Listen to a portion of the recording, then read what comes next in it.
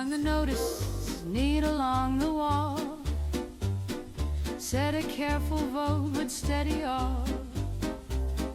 Blue and yellow polished brass in line made a dirty thing look almost fine. Folks wore ribbons like they meant good sense, stood up straight behind the confidence. Funny how a slogan sounds so proud before it learns the crowd.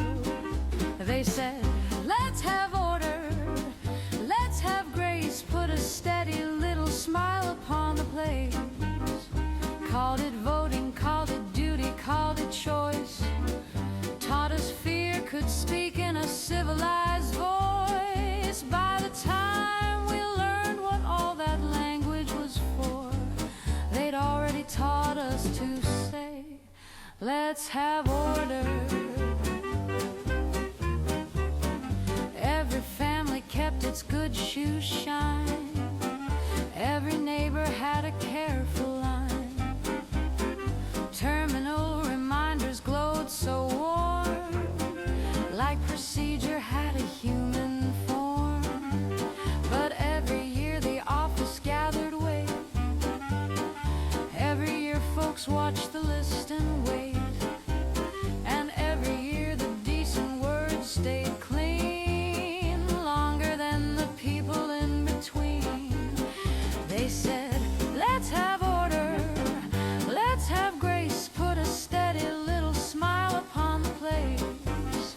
Called it service, called it fairness, called it right, taught us how to dress up dread in civic light. By the time we learned what all that language was for, they'd already taught us to say, let's have order. Now I hear that phrase and taste the dust, think of all the folks who stood there just trying not to look too scared to stand, trying not to feel the ballot in their hand. That's the trick of it, how soft it starts, polished floors and disciplined little hearts. A clean room, a clear line, a noble word, and then the sentence underneath is heard.